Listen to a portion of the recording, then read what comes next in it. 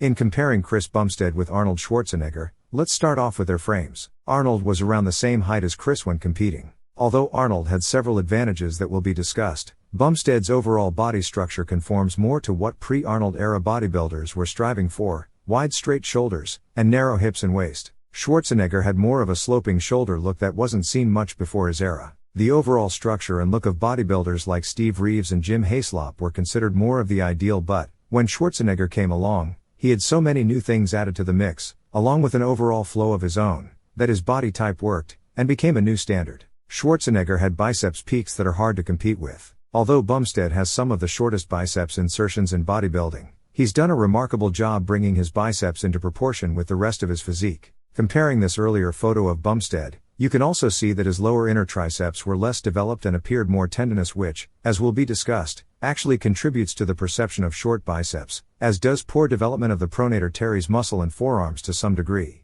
The pronator teres is a muscle that isn't discussed much in bodybuilding, but you can see it on most bodybuilders. When developed, it fills in the area below the forearm and near the biceps. Schwarzenegger's outer biceps head was clearly more developed, and so was his brachialis, which is under the biceps and adds to the appearance of biceps. As seen in this illustration, from the front, the brachialis appears as a thin strip under the biceps that runs into the coracobrachialis. In this illustration, the brachialis and the coracobrachialis appear to separate the biceps from the triceps. From the back, the brachialis is much more visible than from the front. On a Schwarzenegger back double biceps pose, the brachialis is massive and fills in some of the area between the forearm and outer biceps. The brachialis is less developed on Bumstead, but, if more developed, would help his back double biceps appearance. You can also see here in Bumstead's back double biceps that his brachioradialis muscle is bowing out to close the biceps gap a bit. In this photo of Nick Walker, his brachioradialis is actually behind the biceps. Talk about closing the gap between biceps and forearm. Ultimately, Bumstead's outer biceps could stand more development, but this demonstrates that there are other factors which contribute to short-looking biceps, other than the biceps' actual attachment.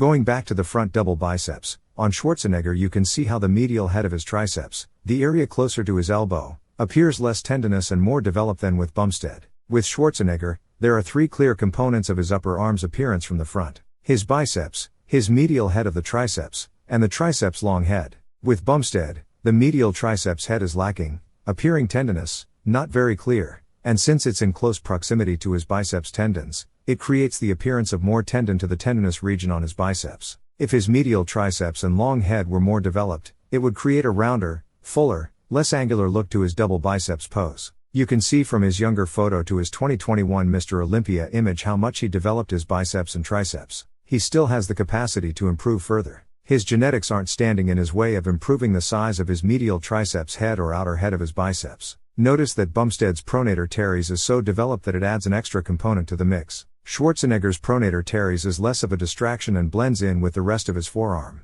It's hard to tell whether or not Bumstead sustained an injury to that area of his arm. In his younger photo he seems to have an added bump near that area of his left arm, if not on his pronator teres muscle. It's uncertain whether or not added forearm flexor development could blend his forearm and pronator teres somewhat so he doesn't have what appears to be a bump on his arm. Here is a morph of Chris Bumstead's actual arm photo and slight improvements added by making the outer biceps slightly more developed as well as adding more to his medial and long head of his triceps, adding a little forearm flexor development, and more development to his brachioradialis, although not to the Nick Walker level as shown previously. Notice how little biceps was added and that most of the added muscle was triceps. Finally, here's a morph from Bumstead to Schwarzenegger. There are a lot of small differences in the camera angle, camera lens, arm positioning, etc., so that this is not as direct a comparison as it could be, but you can notice some of the things discussed as the arms morph back and forth and make your own observations as well. Schwarzenegger's taller outer biceps stands out as perhaps the biggest difference, but a better analysis could be made from morphing 3D models that are in the exact same position, captured with the same virtual lens and having a 3D art background. That's in the realm of possibilities for this channel.